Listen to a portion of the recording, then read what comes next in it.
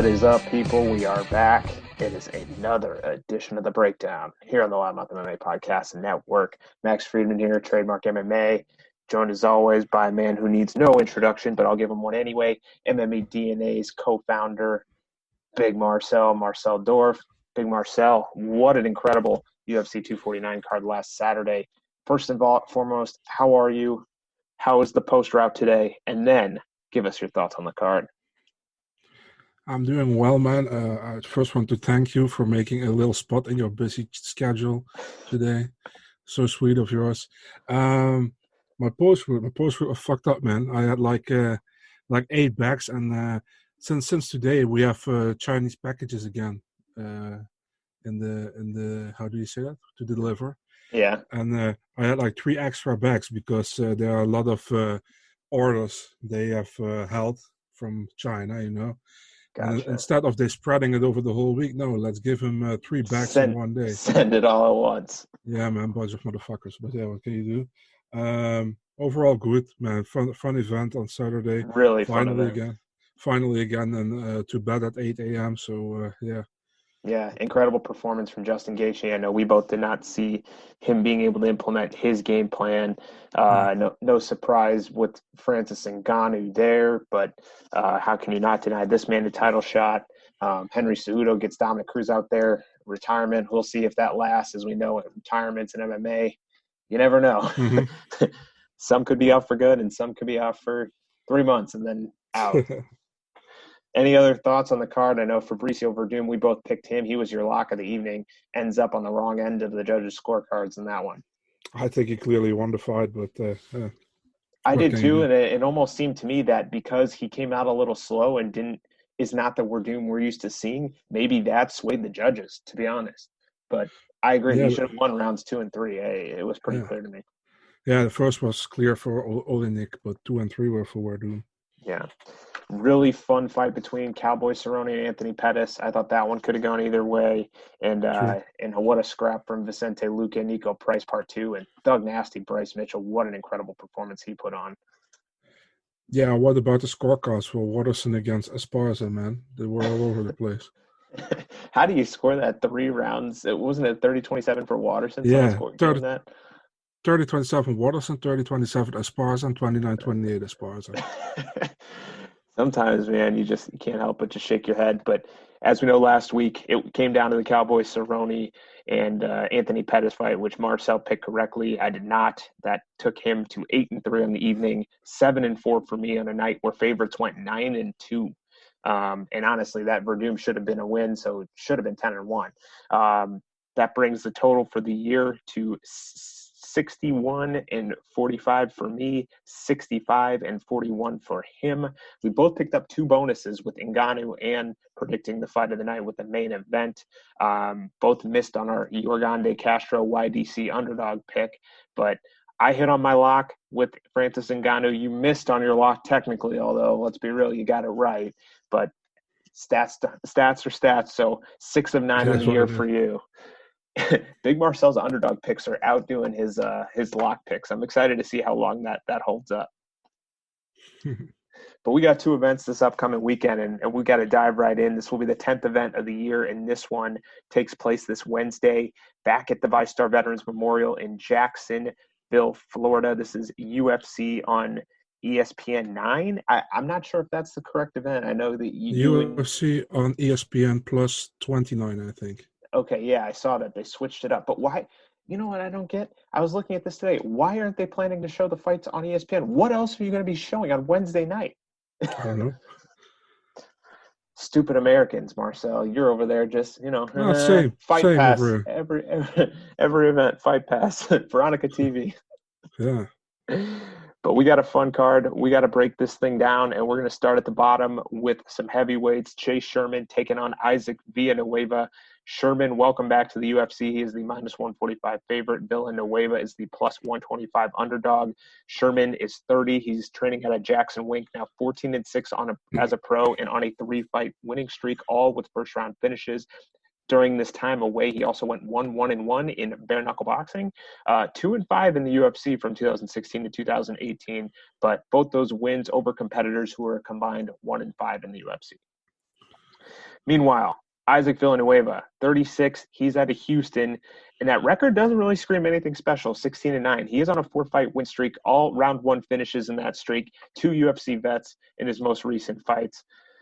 Got to tip your cap to Iridium Sports Agency, man. These guys will get anybody in the door. They can really do it, no matter what. Their clients, they get to the UFC, especially on short notice. So, Big Marcel, go ahead, kick things off here for heavyweights. Yeah, man. Ike Villanueva. He won a title, a local show. He defeated Rashad Coulter.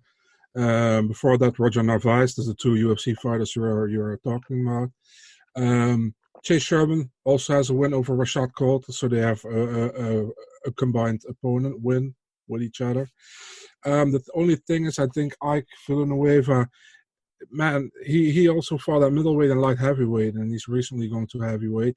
Chase Sherman is a heavyweight. I expect Chase Sherman having the advantage here. And I'm not really high on Chase Sherman at all, to be honest, but I'm taking Chase Sherman by unanimous decision win. I don't think it will be a great fight. It's the opener of it will be a typical heavyweight fight, I think. I'm taking Sherman. I don't foresee either of these two making a run, but I'll take the experience of Sherman too via TKO. We'll go second round for me. All right, we go down to bantamweight for this next one. Hunter Azure taking on Brian Kelleher. Azure is the minus 170 favorite. Boom, Brian Kelleher plus 150. This will be the second walk to the UFC for Hunter Azure. I know Big Marcel is smiling because I think he's thinking about why is his name pronounced Azure instead of Azure. 7-1 as a pro, 1-0 in the UFC. That win over Brad Katona. He's still only 27. And, man, I've been impressed with this guy, both on the Dana White Contender Series and his UFC debut. Coming out of the MMA lab, we know a ton of talent at and around 135 in that gym. Was supposed to be the opponent for Usman Nurmagomedov's UFC debut, but that fight scrapped. Brian Kelleher is 30. He has 20-10 as a pro, 4-3 in the UFC, and picked up a win last time out. That snapped a 2-fight losing streak over O'Day Osborne in January. Big Marcel, we got Azure. We got Brian Kelleher. Break this one down. Yeah, so you were already saying about the pronunciation of the name. Yeah, I know it's Azure, but it's kind of weird, man. It's like Jardine. Well, it's a Jardine and not Jardine, you know. But good Hunter Azure, like you said, he has been impressive so far. Really like what I saw so far in the Contender Series and also in his debut against against Brad Katona, right? Yeah, Brad Katona. That was a pretty good debut, I think.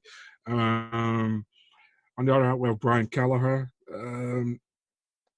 It's always difficult to see what Brian Kelleher is going to do because he has some big wins on his resume, I think, and big wins. I mean, with Yuri Alcantara, it was his debut, I think, in the UFC. Yeah. He beat Julio Arce twice in Ring of Combat. And O'Day Osborne last time out was a solid one as well. But he also has some questionable losses, I think, in the UFC, which I didn't expect him to lose. I'm taking Azure here, man. I wouldn't be shocked if Kelleher pulls it off because always when I go against Kelleher, he pulls it off. So, but I'm going with Azure here by unanimous decision. Yeah, I think Kelleher beats a lot of the kind of the up and coming talent, but Hunter Azure I think is the real deal, and I think he's just a better overall fighter right now. Azure by unanimous decision as well on my end. All right, fun fight up next here at lightweight. Gabriel Mowgli Benitez, still one of my favorite nicknames in MMA, Mowgli, taking on Omar Morales. Morales, the minus 160 favorite. Mowgli is the plus 140 underdog. Why don't you kick things off here for us at 155? So we have Gabriel Mowgli Benitez here, who will make his lightweight debut in the UFC, honestly, because normally he fights at featherweight. Solid fighter, coming from Mexico, training at AKA, I think. He lost to Sodiq Yusuff pretty decisively, but before that, wins over Jason Knight and Humberto Bandenay. Omar Morales from the Contender Series, where he was, I think, a heavy underdog against Harvey Park, who was the LFA champion back then, and he defeated him. And after that, too. Yeah, knockout. Dong Young Ma, he won against him in his UFC debut in Busan in South Korea, last event of 2019. Last event of 2019. Yeah, I think Morales is a pretty big for lightweight, man, and Benitez is not a big featherweight, so I think there will be a pretty huge difference in size. I saw the stare down. I was not that big, I think, but I still favor Morales in this one, man. I think he keeps his undefeated streak going, and I think Morales wins this fight by a TKO in the second round. Kind of a late bloomer, Morales, 34 years old, but 9-0 out of Venezuela, working with the team at Hard Knocks 365 and Sanford MMA. Was briefly linked to a fight with Alex Hernandez before the UFC 249 reshuffle. Yeah. I like Mowgli. He's, like you said, 5-3 as a featherweight. He's no easy out, but I got to favor Morales too. I think he's just a little bit more well-rounded at this point, and should be able to use his size and strength and get the win here. Morales decision for me. Going against a Mexican, you might get beat up by your Mexican friends. Never know. All right, well, we got another fight on deck at 135 pounds, this time on the women's side. The number 15 ranked bantamweight Sijara Eubanks is the minus 365 favorite against the Canadian Sarah Morris, plus 305 underdog. Sarge is 4-4 as a pro, 2-2 in the UFC. She's coming off back-to-back losses to Aspen Ladd and Betch Kohea. It's really too bad she couldn't handle weight cuts anymore, because it seems like she's so much better at 125 than she is 135. Trains at Northeast with Mark Henry, Ricardo Almeida, and company up there. Morris is Canadian. She's 6-5 as a pro, 31 years old, 3-4 in the UFC. Did get a big win in her last fight over Liana Jojua, who was a replacement for Leah Letson. That snapped a 3-fight losing streak. I believe she just recently re-upped her contract with the UFC, if I'm not mistaken. Morris and Sijara Eubanks, Big Marcel. Who's going to get their hand raised in this one? Man, this is the fight I was looking more forward to the most. No, not really. Sarah Morris, I've never been impressed by her, but for some reason, every time I pick against her, she wins. And every time I pick for her, she loses. So she probably will lose this time, or she will win this time. Sijara Eubanks, I don't think she's that bad, man. She gets a lot of shit because she talks sometimes on Twitter, and people get annoyed by that. Definitely at the time when she was slated to fight Shevchenko for the title, And she's good. I think really she's good, but like you said, she was better at flyweight probably than she's at bantamweight, and but this is a winnable fight for her. I think lose or lose down. Either, or you said Morris recently signed a new contract with the UFC, right? Yeah, I believe so. I believe I read that somewhere. Kind of surprising, but okay, if that's true, then Sarge has to win here. And man, as long as Sarge doesn't get caught in one of Sarah Morris' submissions, I think she's good. I think she's stronger on the ground with her wrestling. I'm taking Sarge by unanimous decision here. So I've kind of gone back and forth. Eubanks is obviously a very well-rounded fighter, but I just have not liked what I've seen out of her at bantamweight. And Morris, I think she can do well if she stick to her guns. It's going to be tough for her, but I don't know. It's something telling me she's going to find a way to get it done. I'm taking Morris via split decision in this one. Going big on the underdog here. Yeah, the line is pretty ridiculous, by the way. Yeah. All right, well, we got an even line in the next one. Michael Johnson, minus 110. Thiago Moises, minus 110. The Menace, 19-15 as a pro. 2-5 in his last 7. He is coming off back-to-back losses, including a really ugly decision to Stevie Ray last time out. Marcel's other podcast co-host was supposed to what the fuck? was supposed to fight Evan Dunham in Lincoln. Quick trivia question, Marcel. What city does Michael the Menace Johnson hail from? St. Louis. St. Louis. And what's the state? Do you remember? Yeah, Missouri. Attaboy. And you know who else hails from that great city? Not me, but the other person right behind from me from the screen. Thiago Moises is 12-4. He's 1-2 in the UFC after coming via the Dana White Contender Series in 2018, the Brazilian edition, but comes into this one off a loss to Damir Ismagulov, however you pronounce it. Marcel, Vegas has this one as a flip 'em. I think I know which way you're going, but go ahead and let me know. So I've been thinking about this fight a lot because I thought it was a 50-50 toss-up, honestly. And Michael Johnson, listen, Moises might be more of a complete fighter, in my opinion, but Johnson has that knockout power still in his hands. And I see him landing a bomb on Thiago Moises. So I'm taking Michael Johnson via knockout in the second round. So it's hard for me to pick against a fellow St. Louisan, but man, just based on Michael Johnson's most recent performances, I can't pick him to win a fight right now. I got to go Moises via You don't an deserve to live where you live. via an ugly split decision. You Um, just don't deserve where you live. Man, it's going to be Really, tough for me to move pick on, that. Pick that. I move don't. on. It's going to be tough for me to pick that Tyron Woodley Gilbert Burns card in a few weeks. Why?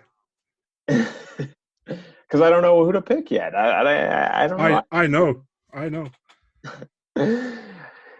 Headlining the prelims is a heavyweight fight. I know you're really looking forward to this one, Marcel. Felipe Lins taking on Andrei Arlovsky. Lins is the minus 155 favorite. Arlovsky, former UFC heavyweight champion, plus 135 as an underdog.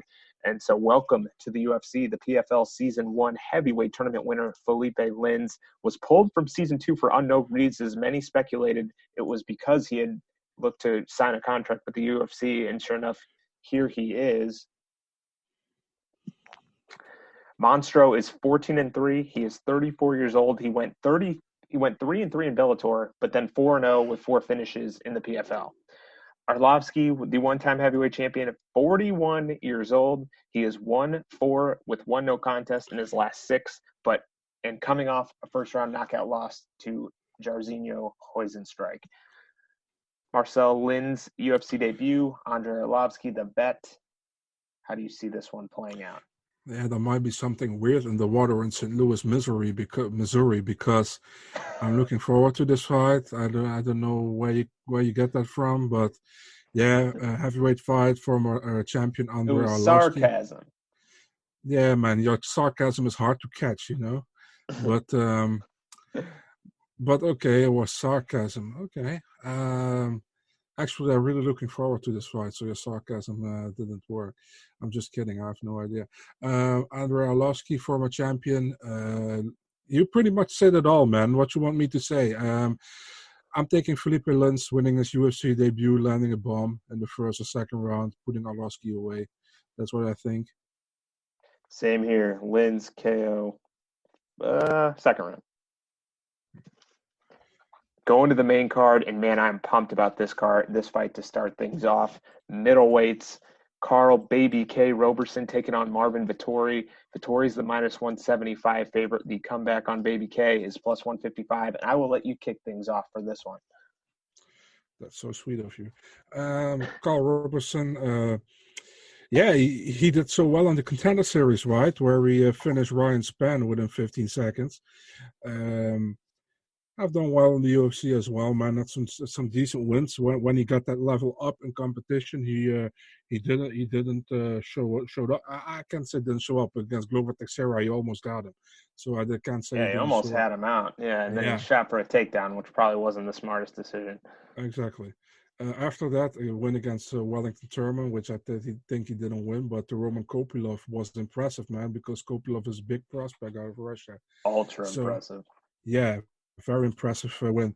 Marvin Vettori, on the other hand, only 2 losses on his record, which one is on his UFC record, which one is a split decision loss against current champion Israel Adesanya. He's still pissed about that. He lost that fight. I like the guy. He lost that fight. Yeah, I think it was close, but I also think Israel won. So he got 2 wins after that against Cesar Ferreira and against Andrew Sanchez. You know what? Let's do L a favor. I'm taking Marvin Vettori via split decision. Will be a close fight, I think. And listen, man, I like Marvin Vettori as a fighter, but please, man, stop talking. Really, you annoy me. He's a brash young man for sure. Trains at King's MMA. Got that good record you mentioned, and back-to-back wins in this one. Was supposed to fight Darren Stewart at the canceled UFC London event. Meanwhile, on the other side of things, Carl Roberson was lined up against Mahmoud Muradov for the original 249 card. I'm going the underdog here. I'm going Carl Baby K. That was an I extremely knew it. impressive performance I knew last it. time out over Roman Kopylov. I think he lands the better shots on the feet, and I can't see Vettori being able to get the takedowns and hold him down for 3 rounds. So, um, I knew it. You also picked him against Kopilov last time, so I I knew it. did. I did. And yeah, I think you picked Kopylov as, I want to say, either your lock or a bonus winner. Probably bonus winner. One of them. Yeah. Oh, yeah. All right, I'm interested to see how you sway this next fight, and I was kind of interested on the line too. Ricky Simone taking on Ray Borg at bantamweight. Simone is the minus 170 favorite. Ray Borg is the plus 150 underdog. The Taz Mexican Devil. Many issues making it to the octagon, but when he does, he's talented. Comes into this one back-to-back wins over Rogerio Bontorin and Gabriel Silva, completely dominant in that Bontorin fight. Man, he really put a beating on him. Simone is 15-3, 3-0 to open his UFC career, but back-to-back losses to Uriah Faber and Rob Font. Trains at Gracie Baja, Portland. Good crew of talent out there. Big Marcel, tell me what you think about this betting line, first of all, and then I want to hear your breakdown of the fight. Can you give me the betting line again? Minus 170 for Ricky Simone, plus 150 Ray Borg. Yeah, that's cute. I don't agree with it, but yeah. I think Ray Borg, dude, you can say he's overweighted and he fought flyweights, but the dude is relentless, man. He's such a talented fighter. I think he's very good on the ground. I think the scrambles will be crazy with Ricky Simone, man, if it hits the ground. I'm really looking forward to this fight. Ray Borg, very, very fun fighter to watch. Ricky Simone, if this hits the ground, it will be a lot of fun. But we saw his fight against Merab Dvalishvili. He got taken down at will, and he scrambled up there and there, but he got taken down at will. He probably improved that game, and he probably improved that. But man, I'm taking Ray Borg here, man. I'm going with the upset on the betting line. Ray Borg via a unanimous decision. I'm right there with you. I think Borg is just better overall, and I think he's going to have success with that takedown. And even if you could see a lot of scrambling in this fight, but Ray Borg is probably one of the best scramblers in the entire sport. He is fantastic in the scrambles. I got to go Borg here, unanimous decision, and I'm honestly surprised that this line wasn't either even or Ray Borg as the favorite. Yeah. But hey, Vegas is Vegas. Another very close betting line, and I haven't checked an update on this one, and I actually should because I want to see where it landed. Let's go ahead and get a updated line for this one. But hey, this is a fight you and I both have been looking forward to. The number 15 ranked lightweight Alex Hernandez taking on Drew Dober. Hernandez is 11-2. He's 3-1 in the UFC. He's 27 out of San Antonio, Texas. The latest betting line has even minus 110 across the board. So we got even betting line here. So either pick is eligible for an underdog play. Two things about him. One, he 100% lost his last fight to Francisco Trinaldo. We both agree that. 1,000% Masaranduba should have gotten a win in that fight. San Antonio, Texas gifted him that decision win. He's also supposedly been turning down fights, including this one with Drew Dober for UFC Lincoln, because he was holding out for a ranked opponent, which he did get in Islam Makhachev for UFC 249. But given the mix-up, glad this fight does actually materialize, and this fight makes sense here. A few fighters actually turned down Drew Dober for UFC Lincoln for that card in his home state of Nebraska. But meanwhile, Dober, 22-9, he has won back-to-back fights in 5 of 6 overall, training at Team Elevation in Colorado. That massive knockout win over Nasrat Haqparast last time out, and that was the second straight consecutive win in just over a minute. Was originally lined up against Diego Ferreira, I believe, in Oklahoma City as the card. But here he comes in against Hernandez. Marcelinho, Vegas, even pick according to Vegas.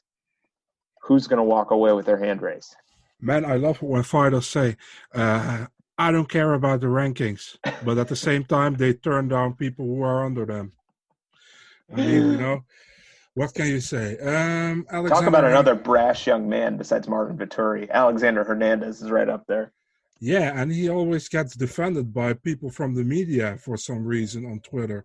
And it's kind of annoying me. I never said something about it, but listen, man, if you talk big and you fall, you get your ass kicked on social media. And I don't kick your ass, but other people will do, and that's something you have to do. You have to live with when you have a big mouth. And that's just the thing that's happening. And then you can say, yeah, but you don't train, blah blah blah. Listen, I won't talk shit about you, but other people will. For example, I give a perfect example. When Shane Burgos lost to Calvin Kattar, his first loss in MMA, literally zero people talk shit about him on social media. And why? Because he doesn't talk shit. He just fights. He never talks shit in the camera, and, and that's a good thing in my opinion. If you talk shit, you get talk shit back. That's the way it works, and then people want to see you fail. That's just the way it works.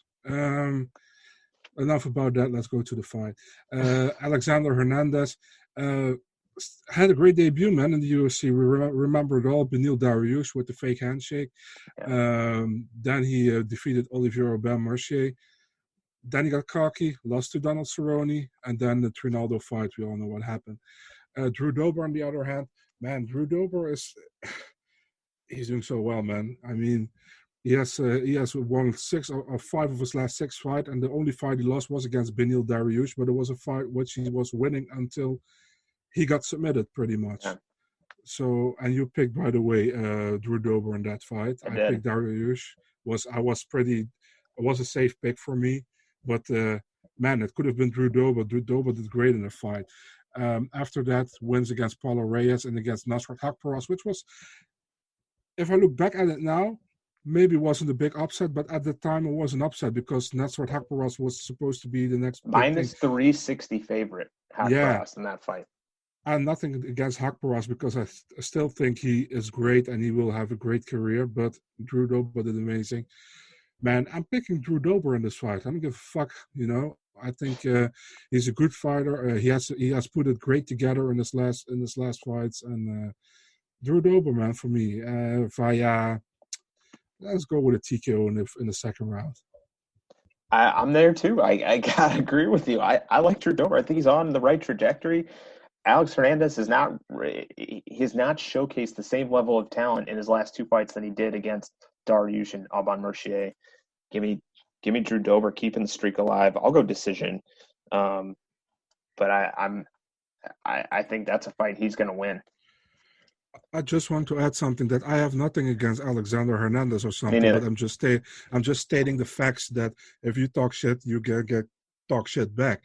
And then is it weird for me that some media members, I'm not going to say their names because with some I really have a good relationship, but they're going to back up for him. I'm like, it's not your task, It's like when the same when James Gallagher got knocked the fuck out by Ricky Bandejas, and like the whole European media MMA scene is going to back up for him. I'm like, shut the fuck up. It's just annoying to me. Getting under big Marcel's skin over there. We better go to a snoozer of a heavyweight fight before he gets too worked up. Ben Rothwell taking on OSP in the co-main event. Rothwell, the slight underdog at plus 140, 125. OSP moving up to heavyweight as the minus 145 favorite. The veteran OSP 24-13, 12-8 in the UFC, 2-4 in his last 4, but he did knock off a surging Mihailo Alexeychuk last time out by what else? The Von Pruchok. He's got 4 of those in the UFC. He's 36. Rothwell finally back in the win column after a 3-fight skid. This past December, he stopped Marcel's countryman, Stefan Struve, in the second round. He is 38 years old, out of Kenosha, Wisconsin, was originally lined up against John Vellante, another light heavyweight moving up to heavyweight. Big Marcel Rothwell or OSP? Which way are you going? Yeah, Rothwell, the Dutch killer, right? He won against Struve, against Gilbert Yvel, and against Alistair Overeem, yeah. So so you can't pick him now. I don't know, man. By the way, Struve will have a kid. Will have a kid soon. His girlfriend is pregnant. So congratulations to the skyscraper. Yeah, Ben Rothwell didn't damage something for good, with the ball kick. He even mentioned that when he announced it. He's like, "Thank God, everything was all right." So, yeah, Ben Rothwell. I always like Ben Rothwell. He's he comes across as like a weird, kind of clumsy, fighting guy, but he's solid, man. He's solid in my opinion. And then we have Oven St. Preux. Why the hell is he going to heavyweight? I have no idea. He wants to go back maybe to light heavyweight, he said. I think light heavyweight is much better for him than heavyweight. I think he fought at heavyweight before in the UFC, right? When he started in the UFC, or am I wrong? No, I don't think he ever fought at heavyweight because, he fought Oh, John Vellante, fought Cody Donovan. A lot of those guys were always 205. yeah, you're right. I don't know who I'm mistaking that with right now. But I know already. He fought Nikita Krylov, and then Krylov came from heavyweight to light heavyweight. That's There right. it Yeah, is. Yeah, the first Von Preux choke he had in the yeah, UFC was against Nikita Krylov, true. who knocked out Walt Harris at heavyweight in Chicago. I was at that fight. Okay, Yeah. so I'm going with Rothwell, man. Let's go crazy. I'm going with Rothwell. I'm going with I think he lands a bomb in the first or second round and he knocks him out. But other than that, if it goes longer, Ovens probably has an advantage. But I'm going with Rothwell. I think you're going with OSP. OSP via a snoozer unanimous decision. If you was gonna say from flu choke, I would have from flu choke you because that's not gonna happen. Now, Ben Rothwell, a very underrated grappler in his own right. Yeah. It's time for the main event, and we are at 205 pounds. The number 4 ranked Anthony Lionheart Smith, the minus 175 favorite against the number 8 ranked Glover Teixeira. It's a plus 155 underdog. Smith is 31. He is 33-14 as a pro, 5-1 at light heavyweight. That lone loss in his title fight to John Jones comes in off a submission win over Alexander Gustafsson, and then a win in his own house over a burglar. Meanwhile, Glover Teixeira, really good guy in the sport. Always got to root for Glover. 30-7. He is 40 years old, and he has won 4 of 5 in 3 straight. So I like seeing Glover get wins, man. It's nice. He's a nice guy. He's very humble. He does it right. Comes into this one off for decision win over Nikita Krylov, the aforementioned Nikita Krylov. Do we have youth sort of prevailing in this one, Big Marcel, or do we have the second coming of Glover Teixeira at 40 years old getting a main event win? I literally said to someone I don't know anymore, if you asked me this fight 3 years ago, I would have 100% picked Glover Teixeira. Oh, yeah, 100%. If you ask me this today, I would 100% pick Anthony Smith because I think Anthony Smith has it all put together at light heavyweight. He looks good he has won against Shogun, he has won against Ozdemir, and even more impressive Gustafsson, Yeah. He looked great, and even against Jones, he lost by unanimous decision, but he didn't look that bad in my opinion, but wasn't that great. But yeah, what can you do? Jones, right? So Glover looked great. He's on a 3-fight win streak, but I think it ends on Wednesday, and taking Anthony Smith via second round TKO/KO. Yeah, I agree with you. I think youth prevails in this one. He's figured it out. He is on quite a roll. And it's crazy to think he fought Josh Neer at 170 pounds outside the UFC. Man, that's unreal.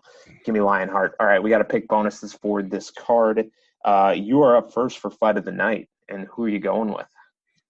Fight of the night. Now we're going with Drew Dober against Alexander Hernandez. Solid pick. You're going with Ray Borg against Ricky Simone. I think I got to, yeah. I was tempted to take Omar Morales and Mowgli Benitez, though. Yeah, but it's low on the card. Probably the UFC forgets that it happened. Yeah, but sometimes with these ESPN Plus cards, especially if you got a wild one on the prelims, it'll grab it. Yeah, maybe you don't know because Dana was cage side for the first fight on Saturday. That never happened. Was. So. Yeah. All right, performance of the night bonus winners. I got a handout too. Anthony Smith is my first one. I'm going to go Felipe Lins as my second. And then backups are going to be Drew Dober and